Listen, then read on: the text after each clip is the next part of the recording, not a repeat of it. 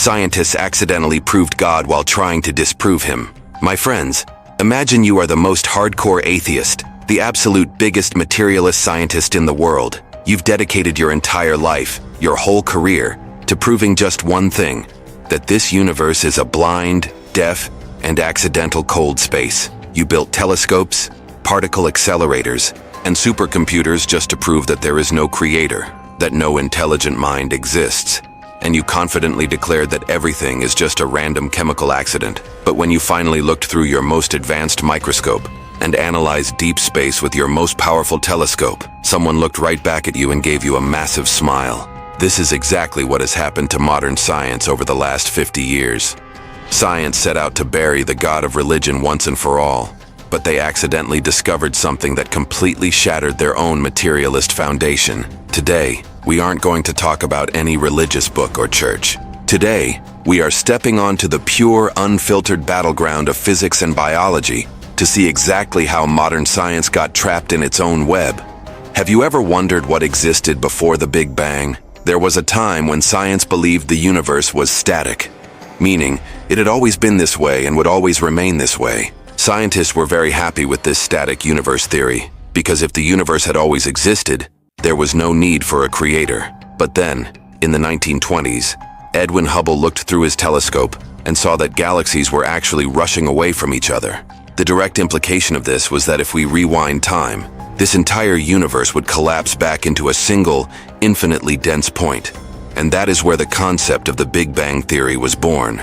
Now this is where a massive nightmare began for science. Because if the universe had a beginning, a starting point, then who triggered that beginning? How can absolute nothingness spontaneously explode into everything? The most basic law of physics states that every effect has a cause.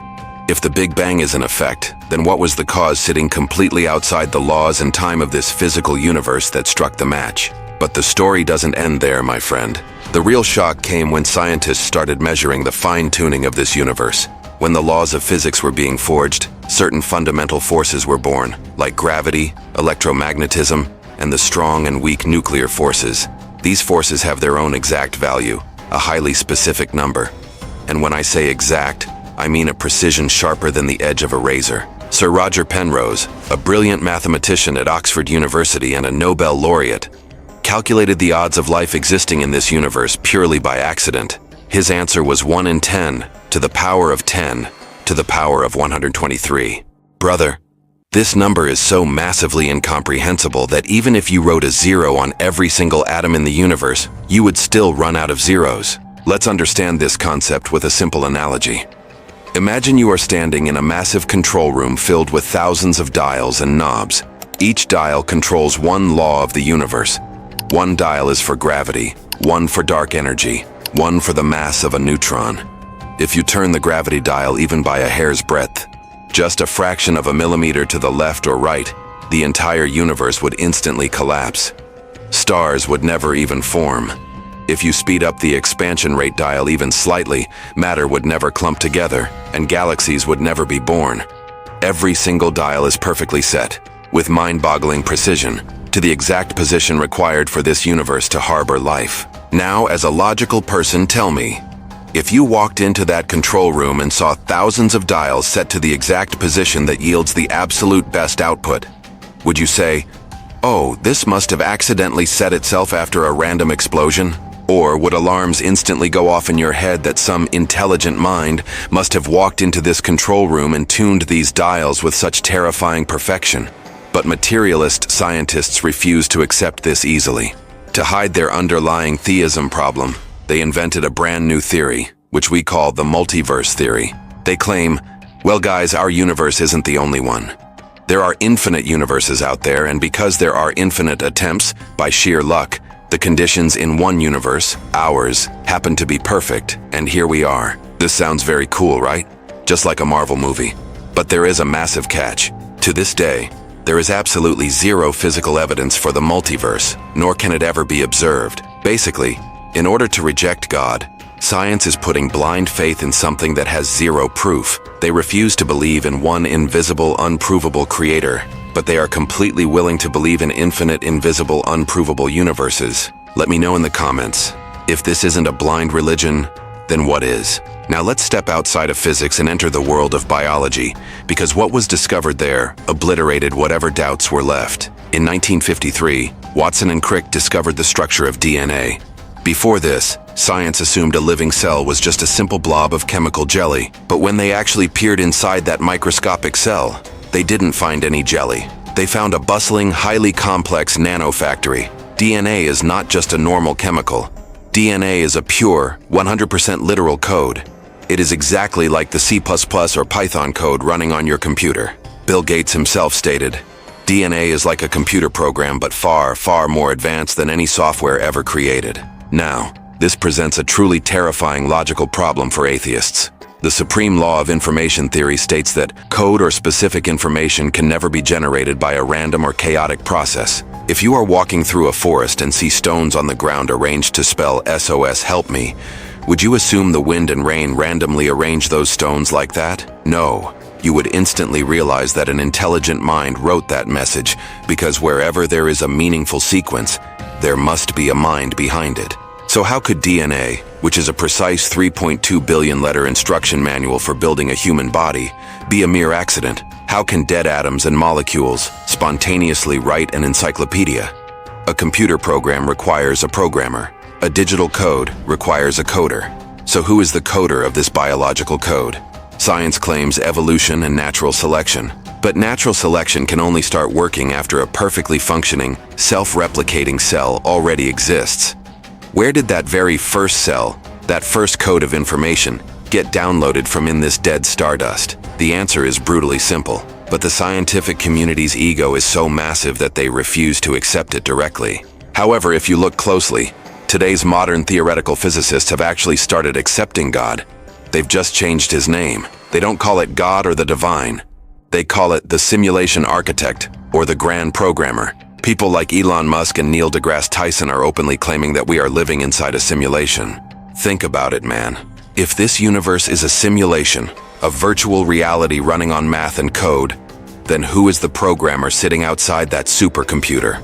This is the exact same thing the sages of India and Advaita Vedanta said thousands of years ago. That this world is Maya, an illusion, a projection, and its creator is an infinite consciousness sitting completely outside this physical reality. In their desperate attempt to prove religion wrong, science accidentally proved the ancient mystics 100% right. And now we arrive at the biggest paradox in modern physics, which we hinted at in our previous video: quantum mechanics and the observer effect. The double-slit experiment is the most mind-bending experiment in the history of science. It proved that light and small particles of matter, like electrons, do not even exist in a fixed physical state until they are being observed. As long as a conscious mind isn't looking at them, those particles exist merely as probability waves. They have no solid physical form. Now, run your mental gears for a second and take this equation back into the past. Modern science says the universe is roughly 13.8 billion years old, and humans only appeared on this earth a few 100,000 years ago. But quantum physics tells us that matter requires a conscious observer to collapse into a solid state. So the ultimate question is, right after the Big Bang, when there were no humans, no animals, no telescopes, who was observing this universe to maintain it in a solid state? What was that universal I, that infinite consciousness, that was present even when no material brain existed? Quantum physics is basically screaming at us that consciousness does not come from matter. Rather, matter is born like a wave within the ocean of consciousness. And if we take that supreme, absolute, infinite consciousness and simply call it God, then what exactly is unscientific about that? The problem is, when modern man hears the word God, a very cartoonish image forms in his head. An old man sitting on the clouds, plotting to send people to hell for their petty mistakes. Western science set out to disprove exactly that kind of God. And they did the absolute right thing. Science completely destroyed that human-like dictator God of the church. But in that very process, science collided directly with the God of Spinoza, the God of Albert Einstein. Einstein himself said that when he looked at the sheer mathematical precision and harmony of this universe, he felt a deep, unexplainable awe. He felt that behind this entire cosmic dance, there is a superior reasoning power at work, one that the human mind is simply too small to comprehend. So brother, What is the final conclusion? The conclusion is that atheism was a highly necessary and crucial phase in human evolution. We needed to shatter those blind superstitions and old fairy tales that had veiled human intelligence. But pure atheism, the idea that everything is dead and random, is only a half-truth. Now, science is stuck in a phase where they have no choice but to accept an intelligence that transcends space, time, and matter. Whether you call it the simulation programmer, the unified field of consciousness, or refer to it as Brahman, which translates to nature, in the language of ancient wisdom. The words might differ, but the reality they point to is exactly the same. This universe is not a massive accident. It is a highly engineered, brilliantly coded, and deeply observed masterpiece. But this raises another deeply disturbing and incredibly dark question. A question that points a direct finger at the intention of this grand architect. If this universe is truly coded with such flawless perfection, if that supreme intelligence is so powerful and perfect, then why did it inject suffering into its software?